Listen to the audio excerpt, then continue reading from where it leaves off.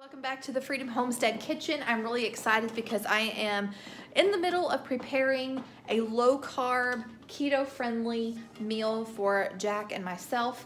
And I have never made this before, but it was an idea that I had, so I'm gonna bring you along with me in case it turns out good. If it doesn't, you'll never see this, but if it does, then you're seeing it. So I was trying to think of something to make with chicken.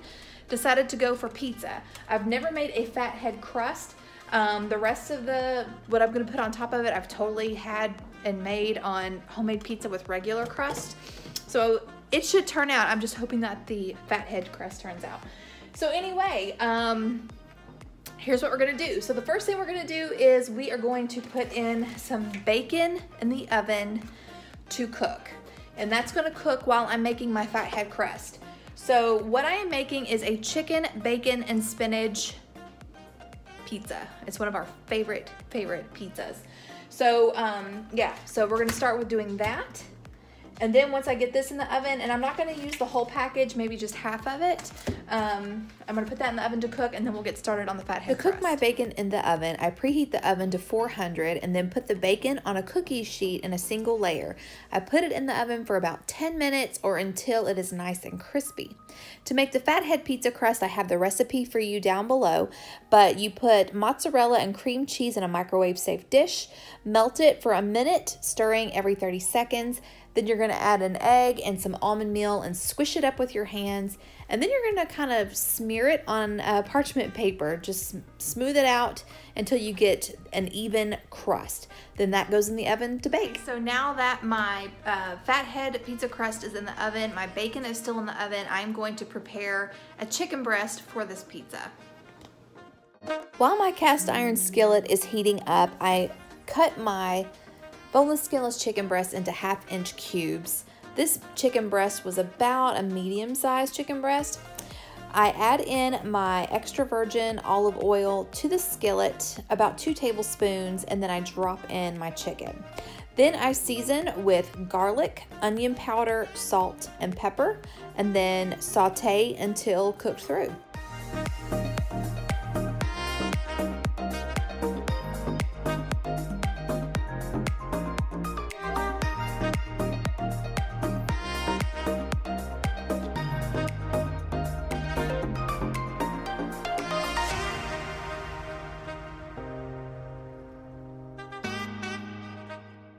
I should add that this pizza is for Jack and I. The kids made themselves pizzas using tortillas, sauce, pepperoni, and mozzarella cheese, and then put it in the oven until the cheese was melted, and they were extremely happy with that.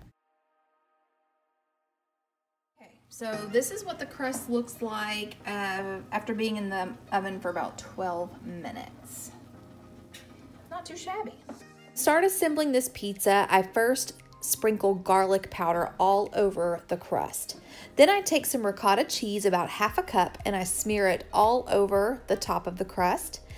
Then once that's done, I take some minced garlic and I sprinkle some over the top. And I really should have used more, but it was still really good.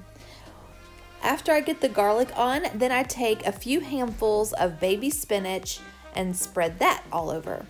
Once the baby spinach is down, I take that chicken that I cooked and I put that all around the pizza.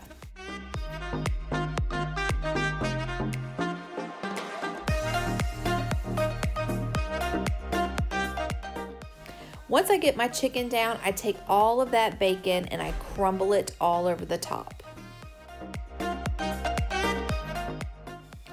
For my half of the pizza, I wanted some diced tomatoes, so I just opened a can of diced tomatoes that I got from my salvage store and put a few pieces.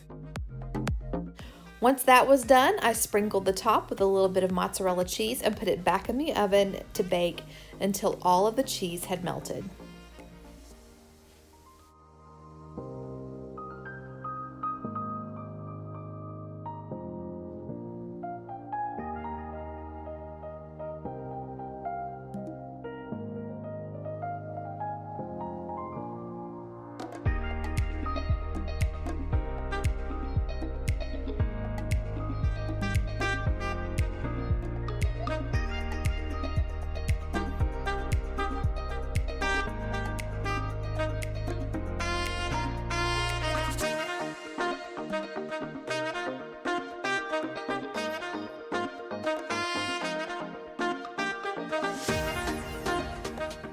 Look at that. Holy cow. Okay, so now I'm going to taste test this. I know the topping is gonna be amazing, but I don't know about the crust because I've never had a Fathead pizza crust, which sounds really funny. Okay, so here we go. There is a pizza place in a town near here called Blaze Pizza. And it's like an artisan, fancy schmancy pizza place. That's exactly what that tastes like. The Fathead crust is on point, it's thin, it almost tastes like a brick oven pizza crust. And of course the toppings are incredible. I have no idea what the carbs are. I know they're low, I know the fat content is good, and I know the protein content is good. So this is Lazy Keto approved. For those of you who are being more stringent with your keto diet, do your research, figure out how much carbs. I know my half is gonna have more carbs than his half because I added the tomatoes to mine. But anyway, you guys, this is so good, so flavorful, and it doesn't even feel like it's diet food. It feels like cheating food. Let me know if you plan on trying this. Tag me on Instagram if you make it. Take a picture, put it on Instagram, and tag me at Tangy_Freedom Homestead. Yeah, that's all I've got for you guys today. This is really, really exciting. I think Jack's gonna be very happy because anytime you start a diet, you know, it's hard. I know he messaged me on the way home, said he's got a headache, so I think he's kind of going through the withdrawals. So I think this is gonna make him feel better about it. But anyway, that's all I've got for you guys today. Until next time.